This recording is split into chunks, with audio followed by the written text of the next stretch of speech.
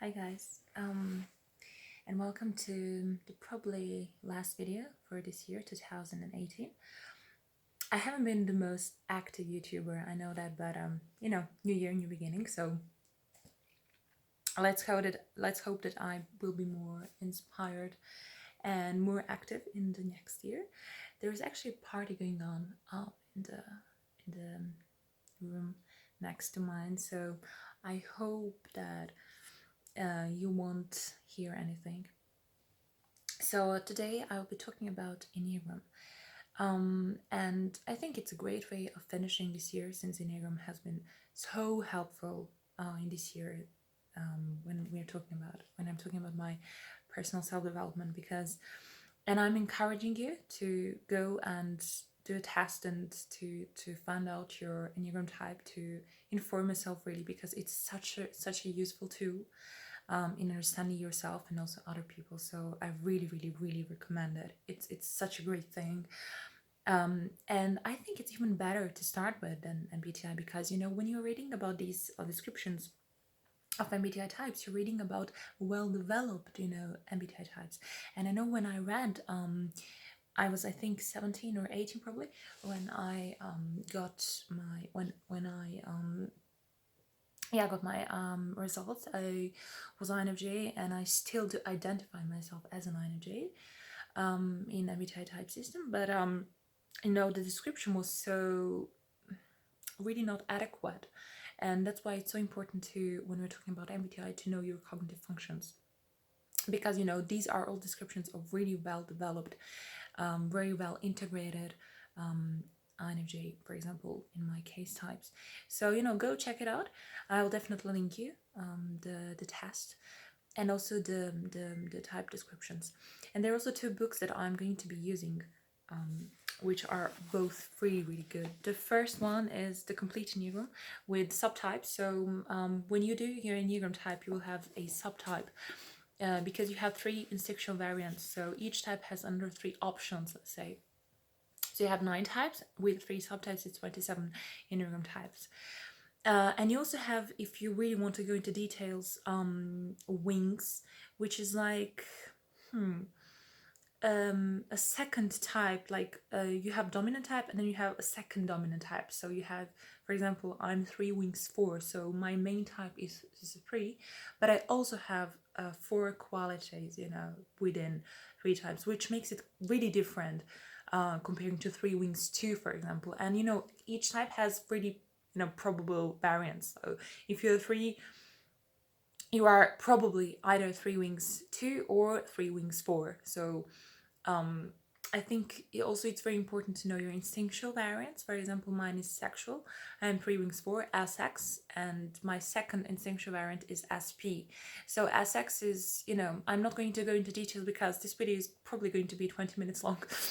But SX, those are the people who are really into one-to-one bonding. SO are the people who are searching for their identity within the group. And SP are self-preservation. Those are the people who are really concerned with their own security, like financial security, their health, their well-being. So it's actually very prevalent among sending types like ISTJs and ISFJs. Old ISFJs that I know are self-preservation. Of course, this has I know it the best, that it has a lot of exceptions, because, for example, when you go on like internet and you Google INFJ and Enneagram types, you will get that the most prevalent INFJ Enneagram type for INFJs is 4. And for 2 years I was definitely 100% sure that my MBTI type is, my Enneagram type is 4, because I do have wings of 4, and my instinctual stacking as access P is really 4ish. So I really do look like 40% of the time like 4. I do dress like 4. I'm more, reserved person, like really introspective. I have a lot of qualities like self-doubt and just this emotional, let's say, depth. There's definitely some dark, melancholic, I would say, emotional trait to me. I'm not saying the threes are not emotional, but I'm just saying that they do, like 3.4 is more concerned with just, playing the show and prestige people, while like 3 wings 4 is more about, they're concerned with their own, doubts and their own questions, and they're really reserved and more introverted, and they have this why questions. And I do think that they have this grass is greener on the other side, which is typical for fours. They do have some melancholic, traits within them, but at the end they're still threes. But why I'm telling this, so that that if you identify with one type, if you really want to be certain that you are this type, you need to go and do the whole thing, to do your wings, to do your instinctual variance, because it's really easy to to get it wrong. And really not to mix MBTI type system and Enneagram system, because they're two different systems, and they were never supposed to work together. It is useful, it might be useful, for example, at the end of this video, when I talk first about 3 and then about 4 and then their combination and how they're working with MBTI type. You can at the end understand how it can affect your MBTI type. But when you are at the beginning process, you shouldn't listen to those comments, people just saying you are INFJ, you must be 4. Oh, you like wearing black, you must be 4. There was some authenticity is really important for you, because it's really easy to get confused. But I know that I'm a 3 after really reading and researching and just really just and through self-analysis, I've come to this conclusion, and I'm 100% certain that I have always been a 3. So I'm just going to read a brief definition. So this is the other book that I'm going to use. It's like a mini dictionary, I would say, of Enneagram made easy. This is how it looks like. It's like a really for beginners, and it's like just a brief description and definition of each type. So I'm just going to read. So 3 are achievers. So there are no rules. So let's begin with it. I'm an INFJ, and supposedly like INFJs can't be 3s, because 3s are rather a very objective, really sensing types. But you see, I'm a 3. So it does really impact the way that my NI, for example, is working. But I'm going to first of all, explain you a little bit about 3, so that you can understand when I explain at the end of this video, how is it that 3 and INFJ are, let's say, working together. Although, as I said, don't mix those two systems at the beginning, because you will never get your type right. So 3s are when they're at their best. I'm just like reading from the paper, because I haven't done my homework. I haven't learned this or memorized it. So when they're at their best, they're really optimistic, they're confident, industrious, efficient, self-propelled, energetic, and practical. When they're at their worst, they're deceptive, narcissistic, pretentious, vain, superficial, vindictive, and overly competitive. So I would say that 3s are this typical. They're this typical. What Jung says, this Jung concept of persona. They are the people who are great at putting masks and just playing the show for the people in order to get their admiration, because they're somehow really certain that in order to be loved, they need to get admired. They need to do something in order to be loved. Just by existing and being a human being, it's not enough. It's never enough for it. So they will just go and do this bunch of things, be overachievers, overcompensating something in order to get affection. This psychology probably developed somewhere. This just a lot of genetics do play the role. Like you're born with this predispositions to be this type, depending on your parents' Enneagram type, and just a random I don't know, random genetic game. But I do think that your childhood has a major role, and just forming you as a three. My mother is ESTJ and she is three wings too, so I do recognize that she had a lot of impact on me in developing um, developing in my three development, let's say. I remember as a child, I was so concerned about what she will say about, for example, my school like my performance in school, and I would sometimes lie about my grades. I did it once, and I was certain that she will love me more. I'm telling you all of this in order to understand, because I feel that there is so much hate surrounding being a three. And for example, Donald Trump is a three, a lot of celebrities are three, and you just see these people and you see them just performing and being great, and you just don't see the story behind. They do all of this because they have this feeling that they're worthless without it. So I would lie to my mother. I remember this was just a short period, maybe a month or something, and when I lied that my grades are better than they used to be, and then of course she discovered, and she said the most painful sentence. She says that she is disappointed, and I think that's the most painful thing that you can do to three. Just say them that they disappointed you, because three, unlike fours, and this is the main difference, they're not concerned actually with themselves that much as fours. Fours are all about fi, their own feelings, being authentic. Like four wouldn't care what other people think. They're like, this is my world, these are my rules. And three is about, just tell me what you want, I will do whatever you want. So our main mechanism, let's say, for protecting ourselves is identification. When we come to the group, when we come to other land, we just have these antennas, like these sensors for what is that people want, and once we catch it, we are able to put a mask, the perfect mask performer, in order to please people. But our fear is, if they discover us, they will say, oh, you're not what I thought you are. You lied to me, and I'm just I don't want to be a friend anymore, or whatever. So I think that when we say that, when they're at their worst, they're deception.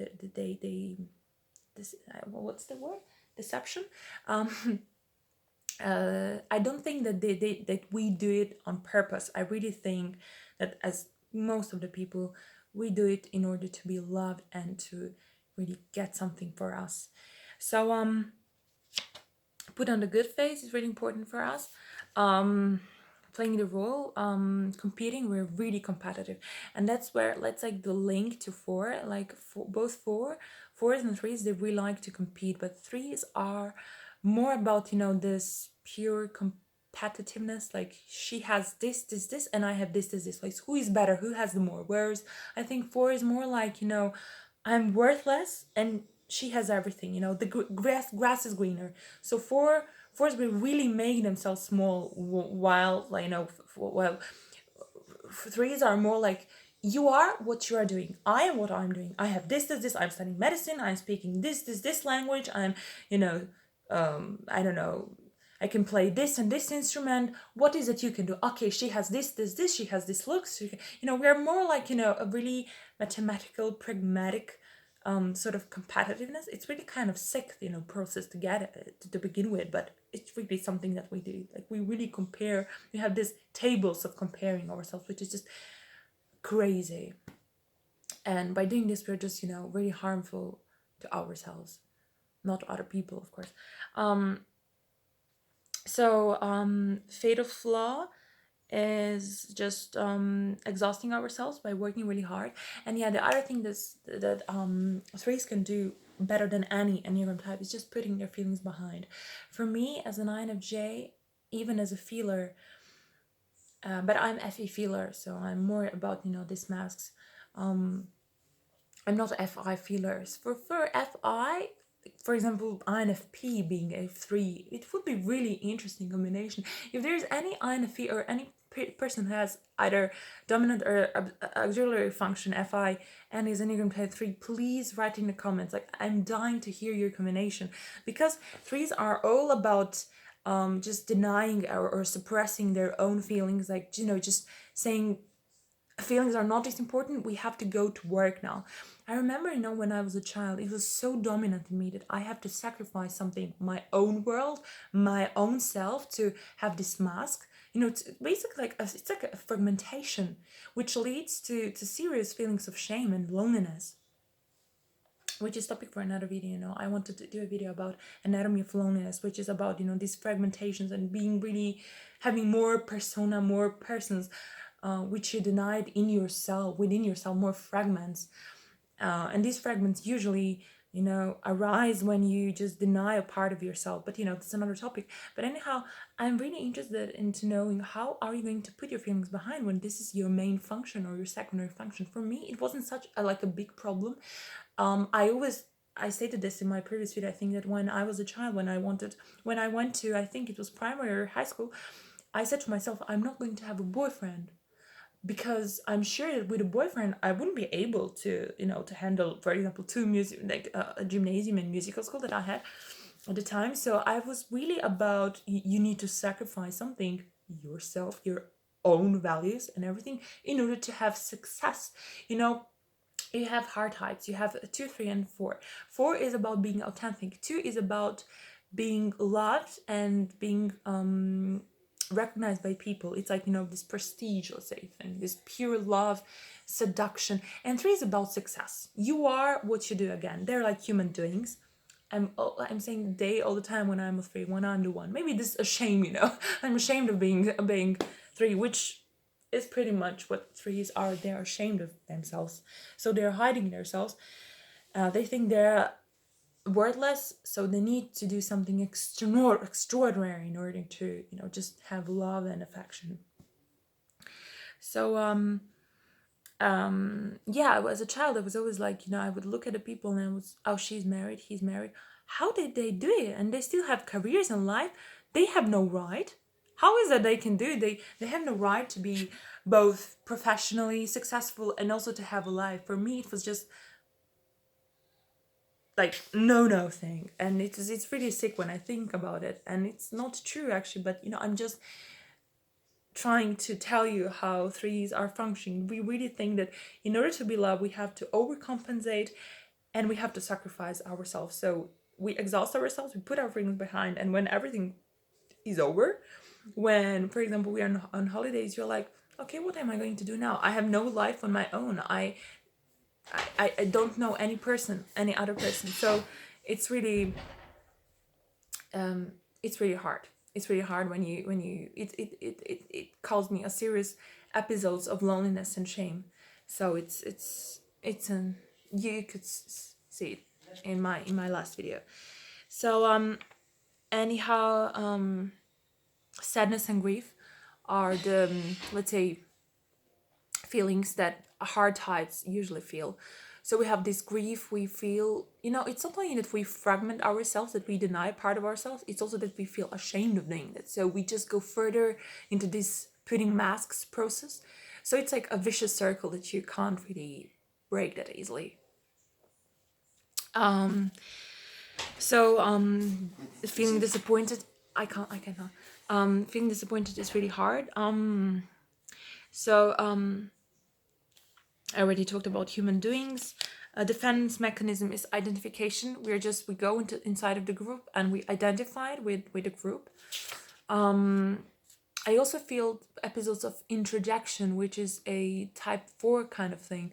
It's just you swallow the whole person who is criticizing you. So you have this critic inside of you. That's a way of controlling the person, the evil, who is trying to do whatever she or he, I don't know, he's doing. So I know that I did that with my piano teacher. Like, she used to criticize me, and I just pretended I was her when I was alone, and I would repeat this critic voice of her, just criticizing me. And I still sometimes have this voice inside of me just criticizing me, which is a typical 4 thing. But again, when you think about it, 3s are not that far away, because they're criticizing themselves all the time and comparing themselves when they're on their own. When you look at them, they look like, Hollywood stars. They have everything, but we are pretty miserable when we are on our own. Okay. Expectations of others are really important. Usually our parents are the first figure, so threes can differ. When you look at, for example, I'm a daughter of doctors, and for me, being a doctor was the only option. And of course, I learned to love medicine. I do really, really genuinely love medicine. I'm so happy with my choice. But I have to admit, my parents did play a role in it. And being a type 3, maybe if I was born in actors, in a musician family or actor family, maybe, yes, I would have been an actor or musician. I have no shame in telling you this. Would I be happy? I don't know. Like now, right now, I'm really happy, but then it's hard topic. It's hard to talk about, because you can't ever be completely objective. But it is true that for 3s, the family and what the parents are doing, it's more important than for any other child with different like Enneagram types. So I have to admit that parents are extremely important in our life, more important than usual, in my opinion. I mean, not important, like what they are doing is pretty important for us, because for the rest of our lives we will try to please them in some way or another. We love to multitask. I know I'm currently reading 3 books. I can't read one book at a time. I don't know why. We're frequent list makers. I think I'm a judger, so I guess it's natural to me, but I'm all about making lists. Playing to the crowd, definitely. And I think we're good at, just making illusions. For example, if I read a book, I read only 2 pages, but I kind of got the most important words. So when I'm talking about the book, I've just dropped these heavy words, and names. So the people, ask me, oh my God, you know so many things. And I'm like, I haven't read a book, but, if you say it. So we're really performance, and we can create this illusion of knowing everything.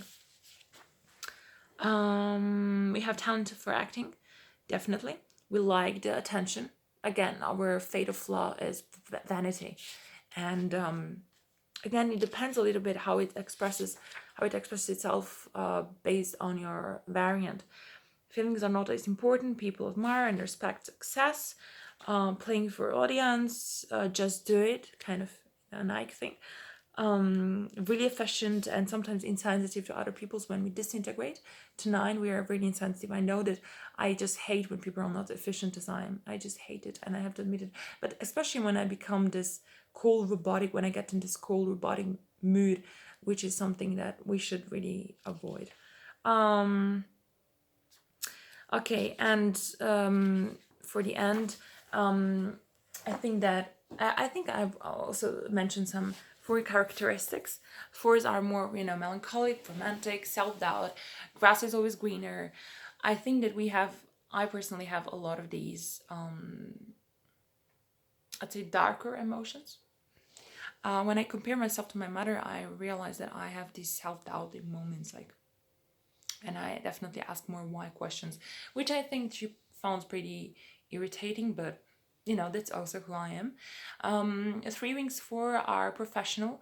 I'm also sex, so I guess it's very important for us, our sexual appeal. It's very important that people value us for our physical appearance. I think we do tend to compare to other people, in my opinion, in my case, other women, and just, comparing myself with them. I think it's something that I have under control. It's much better than it used to be. For me, it was creating a lot of anxiety, and now I'm kind of coming into terms of just accepting myself and not comparing that much, because it has really no point, and it's just preventing me from being fully happy. So I think that will be definitely a 2090 goal, to stop, at least decrease the way that I'm comparing, and just, you know, being more nice to ourselves. I think that's something I want you to take with from this video. The last thing, being 3 wings 4 SXSP INFJ, in short, I think it's definitely bringing out the J aspect, judging, like frequent list makers. I think it's making me more objective, more sending kind of things, because 3 is all about doing things. So I think that my S is more developed. I still feel lost rather at in the space and time, but I feel that I am more, and that my energy level is higher comparing to other, for example, INFJs, especially if you're 4 type, for example. I'm also more moody than usually Enneagram type 3 is. I'm melancholic. I have this melodrama things going on. I think also 3 wings 4 are more reserved. We are more professional. We just do what we do, and we don't have this extra like people manipulation touch that 3 wings 2 have. For us, we're more self-concerned, like concerned with our own problems. We don't go that much into people. And yeah, I hope that I got at least 50% of what I wanted to say, because this video is like 25 minutes long. This is in a typical three thing. We're so ambitious. We have so many things planned. And anyhow, thank you so much for watching. Leave comments, and I see you in 2019. I hope that you will all make a nice progress, and that you will stop comparing with other people, and that you will just be nicer to yourself and to other people. And thank you for watching this lengthy video. I hope you learned something. I hope I got my message across, and Happy New Year. See you.